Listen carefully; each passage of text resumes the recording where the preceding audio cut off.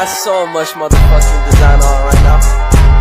Break it down, bring it back, make it clap. I got 3 old thoughts, new guap, wear that thing. Bitches on my line, and you know that.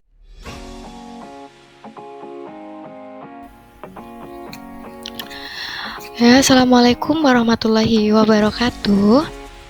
Berikut adalah hasil diskusi studi kasus dari kelompok 9 PPG Prajabatan PGSDC 2023. Sebelum itu, kami perkenalkan nama-nama anggota kelompok kami. Yang pertama ada Linda Nur Sofiana sebagai pemateri 1. Yang kedua ada Listia Rohmawati sebagai pemateri 2. Dan yang ketiga ada Magdalena Mustika Izalatul Ilmi sebagai pemateri 3. Selanjutnya, kami akan memaparkan hasil diskusi dari kelompok kami. Yang pertama ada contoh kasus. Bayangkan jika Anda adalah seorang guru matematika di kelas 7 SMP.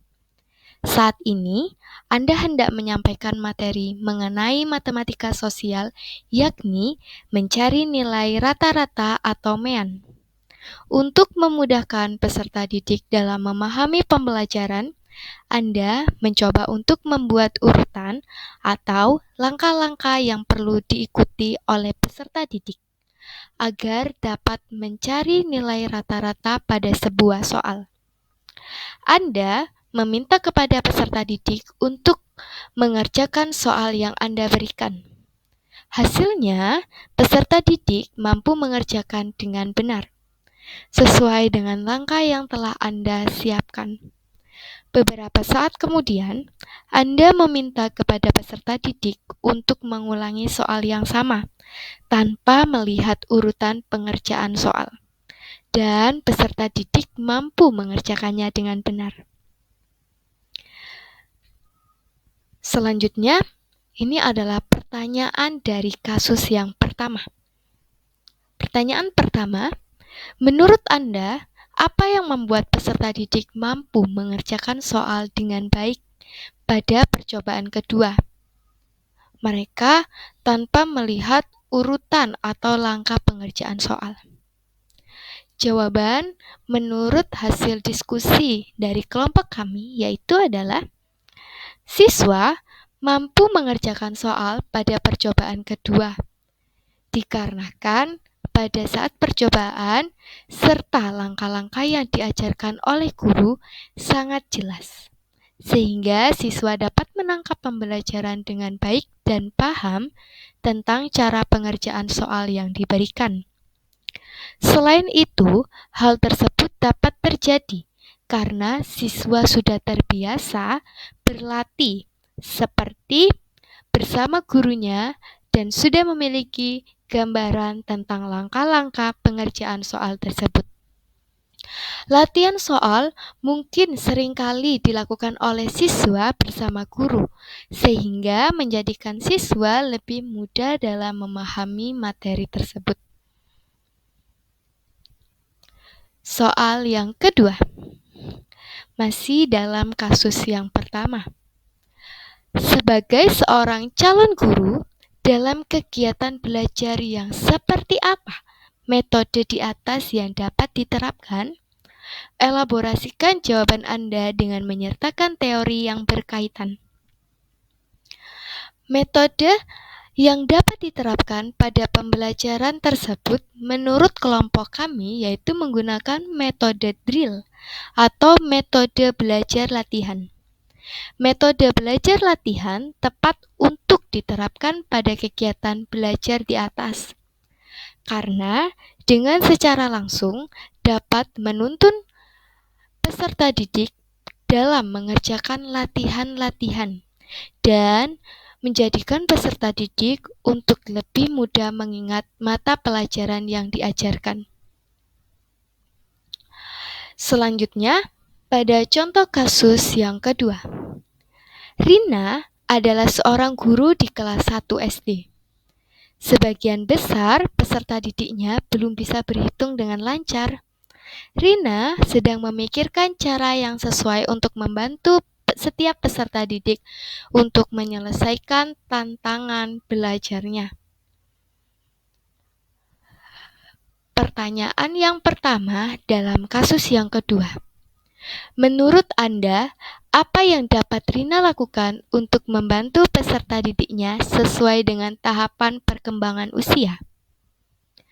Menurut kelompok kami, Rina dapat membuat simbolik angka yang diganti dengan bentuk konkret, seperti permen, buah, dan lainnya. Hal tersebut sesuai dengan tahap perkembangan sang anak dalam fase praoperasional konkret. Selain itu, peran orang tua juga dapat mempengaruhi kemampuan anak dalam tumbuh kembangnya. Memasuki soal yang kedua, masih sama dalam kasus yang kedua. Mengapa Anda menyarankan hal tersebut? Elaborasikan jawaban Anda dengan menyertakan teori yang berkaitan. Ya, menurut pendapat hasil diskusi dari kelompok kami, hal tersebut dapat kami sarankan karena pada usia 6-7 tahun sudah termasuk ke dalam tahap perkembangan kognitif yang disebut dengan praoperasional. Tahapan ini, anak berpikir pada tingkat simbolik, tapi masih belum memulai menggunakan operasi kognitifnya. Jadi, pada tahap perkembangan ini, anak mulai berhitung dengan cara sederhana. Selanjutnya, pada contoh kasus yang ketiga. Made adalah seorang guru yang mengajar di salah satu sekolah negeri di wilayah Bali. Ia mengampu mata pelajaran bahasa Indonesia. Ia hendak mengajarkan materi teks deskripsi pada peserta didiknya. Pada buku cetak yang menjadi panduannya saat mengajar, terdapat beberapa contoh teks deskripsi yang menceritakan tentang bangunan-bangunan pencakar langit yang ada di ibu kota. Dengan memperhatikan latar belakang setiap peserta didiknya, Made mencoba untuk memberikan contoh yang berbeda. Ia memberikan contoh teks deskripsi tentang pantai dan makanan khas di Bali.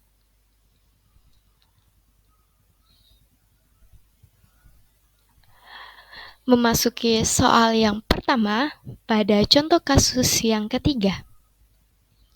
Menurut Anda, apakah pertimbangan dan keputusan Made sudah sesuai? Mengapa demikian?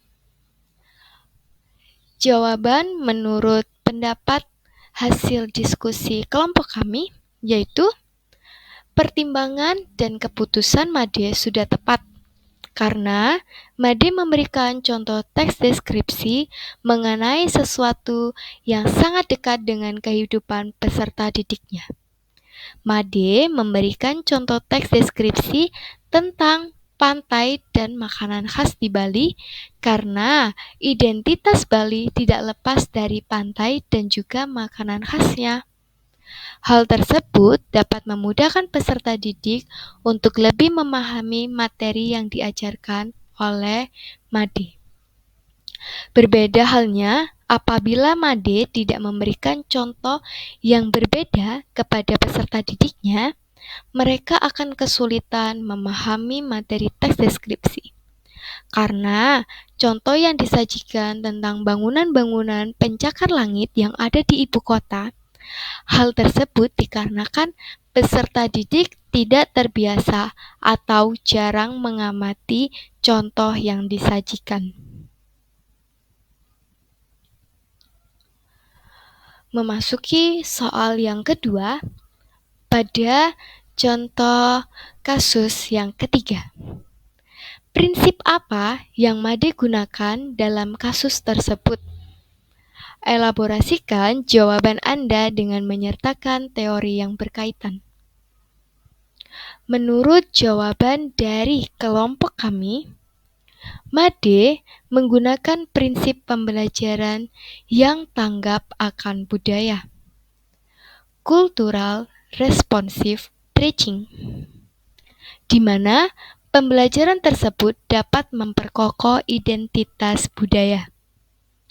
Peserta didik tidak hanya mencapai kesuksesan akademik, tetapi juga mampu mengembangkan dan memiliki kompetensi budaya, sehingga peserta didik mampu memiliki kesadaran kritis dan dapat berpartisipasi dalam merombak tatanan sosial yang tidak adil. Ya, itulah hasil diskusi dari kelompok kami. Apabila dari teman-teman ada kritik atau saran atau ada pertanyaan, silakan untuk bertanya. Terima kasih teman-teman karena sudah menyimak hasil diskusi dari kelompok kami. Apabila ada salah kata, kami mohon maaf. Sekian dan terima kasih.